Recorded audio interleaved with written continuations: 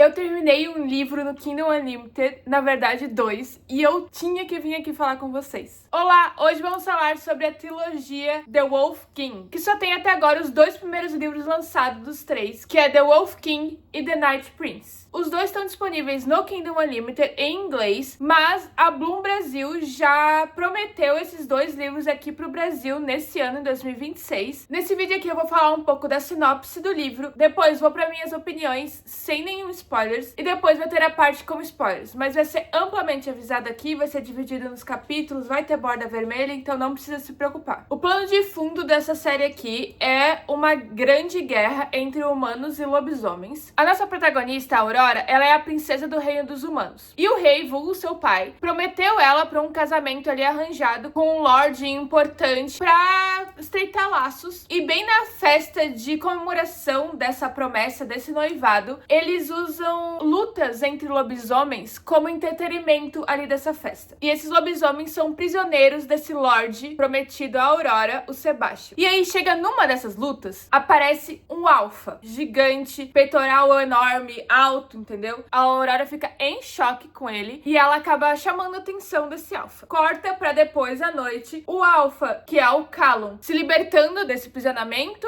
fazendo uma pequena rebelião ali no castelo e sequestrando a nossa Aurora lá pro reino dos lobos. Por quê? Porque ele acha que ela pode ser uma chave pra acabar com essa luta, com essa guerra eterna entre os lobos e os humanos, já que ela é a princesa do reino. Isso acontece nas primeiras páginas do livro. O resto, a maioria da história é no reino lá dos lobos, que a gente vê a Aurora e o Callum desenvolvendo ali uma relação mais íntima, fazendo com a Aurora se questione se ela quer realmente voltar ali pro reino dos humanos, pro seu reino com seu pai, ou não. Porque claramente ela vê que não é todos os lobisomens que são maus, como ela aprendeu desde pequena que eles são. Esse livro não tem nada de extraordinário, nada que foge de uma romantasia padrão. A nossa protagonista, a Aurora, ela é a personagem feminina de uma romantasia normal. Ela tem 20 anos, ela é a intocada, a virgem, a ingênua, mas que é super corajosa e super teimosa, que tem uma língua afiada e que surpreende todos os homens ao seu redor pelo jeito que ela fala. E eu quero falar um ponto aqui que eu acho que ou você lê por esse motivo, ou você não lê porque tem isso, que é triângulo amoroso. Esses livros têm triângulo amoroso, que é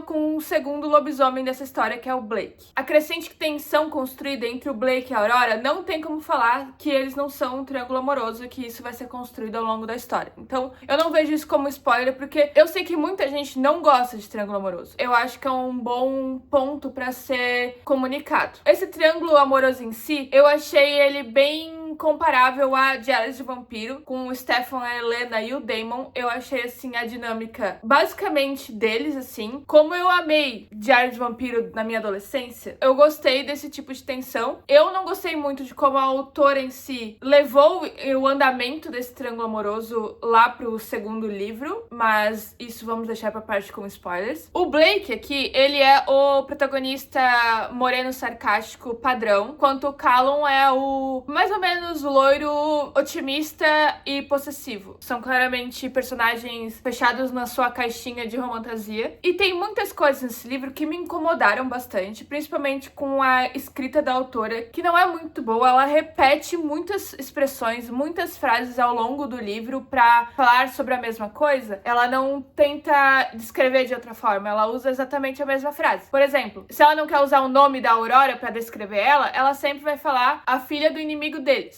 Daughter of our enemy king. Ou sempre falar das mãos calosas do Callum quando ele aparece. Ou quando a Aurora tá um pouquinho mais excitada, ela usa a mesma expressão, que é heat pulse between my legs, que é como se fosse o calor que se concentra entre as minhas pernas. Outra coisa que me incomodou, a forma como a autora mostra pra gente fatos sobre esse mundo, é que ela dá as informações que vão ser úteis pra gente no futuro. Não necessariamente são pra construir o mundo, porque a construção desse universo é meio que inexistente. Ela utiliza meio que a cultura escocesa aqui, que os lobisomens usam kilts, que é aquela vestimenta escocesa, escocesa, eles usam a gaita de fole nas suas festas, o linguajar deles também. Ela não tem nada que diferencie, além de ter lobisomens em si, que é diferente. O único ponto que a gente pode, talvez, falar aqui é que tem um pouco de religião / misticismo, só que é bem pequeno. Só tem a história de origem dos lobisomens e um artefato aqui que eles estão à procura para ajudar aqui na resolução da guerra. Todos os plot twists, eles são bem previsíveis, não é nada revolucionário, mas é divertido, gente. Eu me diverti lendo esse livro, mesmo que eu tô aqui falando vários pontos ruins. Eu me diverti, tanto que eu li o segundo livro. Eu dei 2,5 estrelas pro primeiro e 2 estrelas pro segundo. Eu vou ler o terceiro livro quando sair? Sim, porque eu quero saber como ela vai terminar essa história e ele realmente me gerou entretenimento. Era o que eu precisava agora entre a semana, entre Natal e Ano Novo, que eu precisava só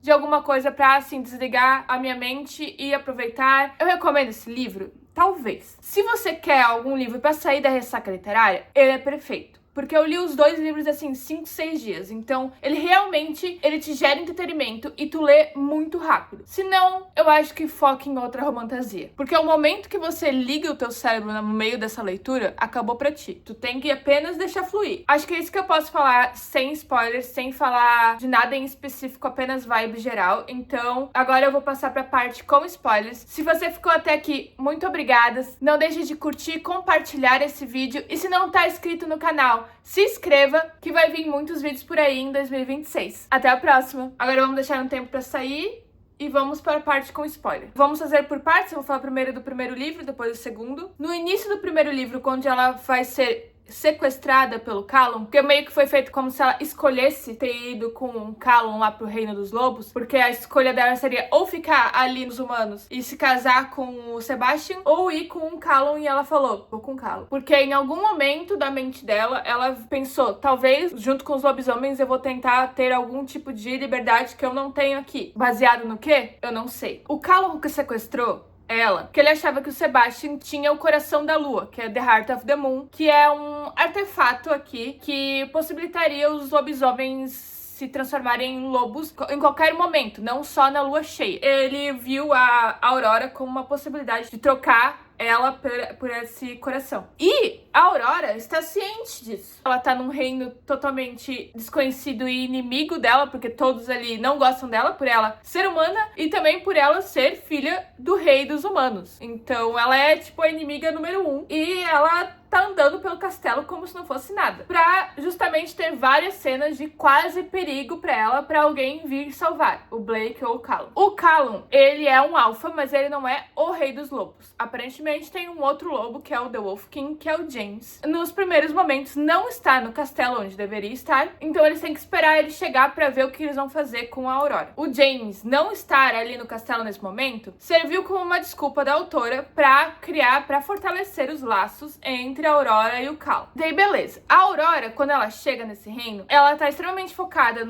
na sua aparência. É válido, porque ela tem todo esse costume desde criança, que ela tem que estar sempre perfeita em todos os momentos. E ela tem isso muito nos primeiros momentos do livro. Só que depois é esquecido. Tanto que no primeiro momento onde ela acha que ela vai encontrar o Rei dos Lobos pra eles descobrirem que ele não tá lá, ela nem se prepara, ela tá, tipo, dormindo, ela acorda, o Callum fala, vamos lá conhecer o Rei dos Lobos? Ela fala, tá bom, e faz, sem nem lavar a cara, sabe? Daí, no segundo momento, onde ela realmente vai encontrar o Rei dos Lobos, ela se arruma, ela pensa realmente no vestido, que ela ia com o branco, dela ela trocou pro preto. Isso é muito válido, porque é uma preocupação dela como princesa, só que isso tinha que ser consistente durante o livro inteiro, não só nos momentos que é apropriado. Falando em momentos que são apropriado, eu quero falar sobre a audição, a super audição dos lobos, que eles só realmente escutam, usam a sua super audição quando convém pra autora. Tem vários momentos do livro onde a Aurora fala coisas que os outros lobisomens escutam, que ela percebe, ela sabe que eles têm super audição, mas aí chega momentos onde eles estão no meio de uma festa, no meio de uma mesa ali cheio de alfas, onde ela e o Callum estão conversando sobre coisas importantes e não passa na cabeça dela que os outros estão escutando, e os outros não escutam essa parte, mas as outras vezes que acontece a mesma coisa eles escutam. Chegou o microfone, galera! Próximo vídeo vai ser com ele, vamos testar, mas esse eu vou terminar assim porque já tô aqui, né, galera? Continuando. livro. Outro ponto que eu quero ressaltar é a quantidade de vezes que eles falam que a Aurora tem que ser pura, tem que ser inocente, intocada e tudo mais. E no começo do livro, ela tem toda essa estigma na mente dela, que tudo é inapropriado, ela não pode ficar junto ali com um homem no quarto dele. Ok, ela foi criada pra ser intocada até o casamento e tem toda essa mentalidade fechada, conservadora, porque é da personagem, faz sentido pra ela. Só que o momento que começa a criar uma tensão com o Callum, ela simplesmente esquece isso. E daí só é inapropriado com o Blake. Eu quero deixar claro que as cenas de Hot eu achei bem padrão. Tão padrão que quando tem, por exemplo, a cena de Hot na tenda, eu só fiquei pensando que eles estavam o dia inteiro cavalgando e fugindo dos outros lobisomens pra acabarem numa tenda a noite toda e não estarem aqui pensando que os outros lobisomens estão seguindo ele. Então, no outro dia de manhã, eles são pegos de volta porque não continuaram fugindo, sabe? Porque a autora queria que eles fossem capturados, e por isso que ela criou isso ali. Porque não faz sentido. Se tu tem que fugir de outros lobisomens, você para numa noite inteira numa tenda pra ter apenas cena de Hot. E também, eu acho que ela utilizou isso pra a Aurora ser capturada e ela não estar mais virgem. Porque daí não é mais pura para o Sebastian. Então ela não pode mais, teoricamente, ser trocada pelo coração da Lua, porque o Sebastian não vai mais querer ela, porque ela já foi tocada por outro. E daí temos o grande plot twist do primeiro livro, que é ela ser meio lobo. Nossa, não vimos isso vindo. Tem várias vezes durante o livro onde a autora dá dicas sobre isso, principalmente quando a Aurora está lendo o livro sobre os lobos. E a única informação que a autora quer deixar claro aqui que ela leu é que uma pessoa que tem genes de meio lobo, mas estão adormecidos, foi mordida por um lobo, esses genes vão ser ativados e você vai virar lobo. Então, quando ela solta essa frase, tu já sabe, eu só tava esperando o momento onde ela iria ser mordida por um lobo. Isso acontece, obviamente, no final do livro, onde ela é mordida pelo James, o rei dos lobos, após matar o Sebastian com uma facada. Isso eu achei legal, dela ter matado o Sebastian. Pelo menos não é outra pessoa que matou, foi ela que matou o Sebastian. Isso eu achei legal. Daí ela é traída pelo Rei dos Lobos e ela é mordida por ele. Quase morre, mas não morre devido ao Blake, que dá a sua energia de vida ali pra ela, linkando a vida dos dois. Então, os dois conseguem sentir o que o outro tá sentindo e se um morrer, o outro morre também. O que é a grande tensão, é o grande cliffhanger do primeiro livro pro segundo. O jeito que a autora fez a gente relembrar os acontecimentos do primeiro livro, nesse segundo, eu achei mal feito, vamos dizer assim. Porque, por exemplo, tem um personagem que é o Ryan. A primeira vez que o Ryan aparece no segundo livro, o monólogo interno da Aurora fala assim: então um garoto de 16 anos que eu salvei lá no ringue de luta, lá no reino dos humanos, está bem, que bom. Ou quando eles querem falar sobre essa batalha final do primeiro livro, eles falam assim: lembra daquela batalha onde o James te mordeu e o Blake linkou a vida com a sua? Lembra essa batalha? Sim, eu lembro. Então, aconteceu isso depois. Esses momentos de lembrança, eles são bem óbvios, eles são bem gritantes. Uma coisa que me tirou muito do sério nesse livro é, por exemplo, ela acabou de ter a grande revelação que ela é meio lobo e que a mãe dela, que morreu na infância dela, é uma loba. Pra mim, eu tentaria pegar o máximo de informações possíveis sobre como é ser meio lobo, já que o Blake é meio lobo e tem todas as pessoas ao redor dela que são meio lobos, porque eles estão no castelo do Blake. E ela não tenta, ela meio que segue o flow. O que ela tá sentindo no momento, ela não entende e não procura entender. Ela está mais focada em odiar o Blake por ter linkado a vida deles do que qualquer outra coisa. E daí chega na lua cheia, onde ela deveria se tornar loba pela primeira vez, fazer a transição pela primeira vez, e ela não transiciona. E ninguém entende nada de por que ela não vira lobo, nem ela. Mas ela fica, tá bom, não virei. Então, vai saber, acho que talvez eu não seja loba. Tu não vai procurar informação sobre isso? Por que você não se transformou? Só pra ter a grande revelação no final? Daí, por exemplo, o James mordeu ela, quase matou ela no primeiro livro. E,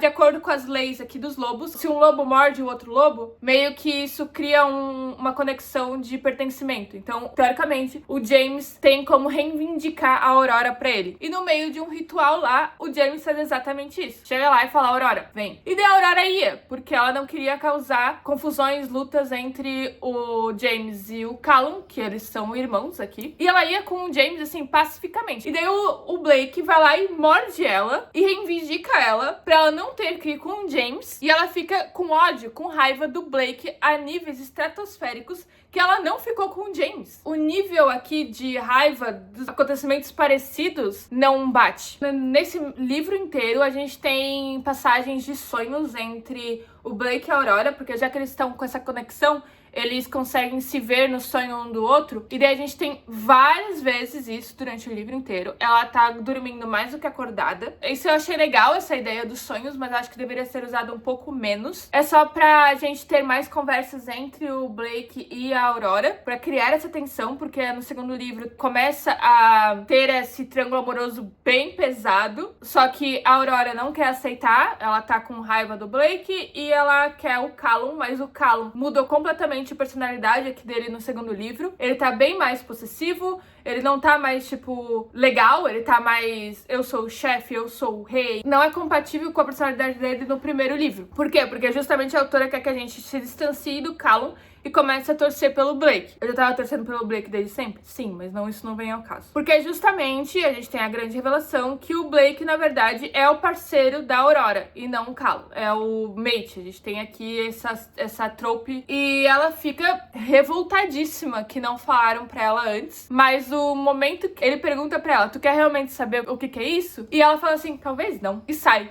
E daí, depois, no momento que ela descobre, vai gritando pra todo mundo, porque não contaram pra ela antes. Daí a gente tem aqui o término entre a Aurora e o Callum, porque como o Blake é o parceiro de vida aqui da Aurora, e é uma máxima aqui pros lobos, se você tem esse tipo de conexão, não pode entrar no meio. Então, a alma aqui da Aurora nunca vai ser do Callum, porque vai ser sempre do Blake, por causa dessa conexão que é feita pela deusa, não é feita pelos terráqueos aqui. O Callum não consegue aceitar isso, que ele não vai ter toda a Aurora pra ele, então eles terminam. A Aurora se sente num momento meio que aliviada, porque ela não se vê pertencente ao Callum, só que ela não explora esse sentimento de talvez, será que o Callum realmente é perfeito pra ela? Ela quer realmente ficar com o Callum? Esse sentimento que você sentiu meio que de alívio, meio que de dúvida, que você queria ficar ou não com o Callum, você não explora isso, é só um pensamento que passa assim, e daí pula pro próximo capítulo e ela parece que esqueceu totalmente disso. Eu queria que ela parasse de sentir tanta coisas momentaneamente, porque tudo que acontece na história é tipo, ela recebendo a informação e reagindo instantaneamente até acontecer outra coisa e ela reage instantaneamente a essa outra coisa. E ela não necessariamente pensa sobre essas coisas, ela não faz esse tipo de conexão, ela só vai vivendo de acordo com o fluxo ali. Porque daí justamente isso cria espaço para fazer plot twists que você não via vindo. Porque tem a daí agora, chegando aqui no final do segundo livro, os grandes plot twists, que na verdade, o Coração da Lua, o The Heart of the Moon, é na verdade ela, é as gerações dela, né, o Bloodline aqui. E daí tem a batalha final, onde ela tem que liberar o poder dela de Coração da Lua pra conseguir derrotar o grande monstro, o Deus da Noite. E daí ela tem um grande monólogo interno nessa batalha final pra conseguir liberar o seu poder. E depois disso, Blake é atacado, daí ela vai lá e salva o Blake e consegue fortalecer ainda mais a conexão entre eles, a conexão que ela queria quebrar num primeiro momento, porque ela queria quebrar essa conexão e voltar pro Callum, mas daí a primeira oportunidade que ela tem, tentar quebrar essa conexão, ela vai lá e fortalece ela salvando o Blake. E tem depois a grande revelação do Blake estar trabalhando para o Deus da Noite esse tempo todo. O jeito que ele estava sendo torturado lá no Reino dos Humanos, ele morreu e daí foi pro ser prisioneiro da noite. Daí ele prometeu o Coração da Lua pro Deus da Noite, porque isso libera ele da sua prisão, que é a chave da prisão ali do Deus da Noite. E daí o Deus da Noite fala, não, então vai. Mas daí agora, ele não quer entregar ela pro Deus da Noite, porque obviamente eles são parceiros, então ele quer fazer tudo pra proteger ela. Eles fogem juntos. É isso, termina o livro exatamente, tipo, ela pegando na mão dele pra eles fugirem juntos. Com certeza agora no terceiro livro, e eu espero, tenha mais conversas e tenha mais cenários onde o Blake e a Aurora estão juntos, estão conversando, então talvez a gente tenha um desenvolvimento ali maior entre os dois, porque a gente estava muito focado no desenvolvimento da Aurora com o Callum, que não estava muito satisfatório, não estava nem um pouco conectada com os dois, e eu achei que arrastou um pouco nesse segundo livro, até uns 60% ali é bem arrastado esse segundo livro, parece que não acontece muita coisa, parece que é um grande filler, uma encheção de linguiça, pra ter o grande cliffhanger pro terceiro livro, que vai lançar agora em 2026 também. Eu vou ler o terceiro livro? Vou. Talvez faça um vlog de leitura aqui pra vocês quando for lançar, e tomara que saia pro Kindle Unlimited, pra terminar essa série, pra realmente deixar,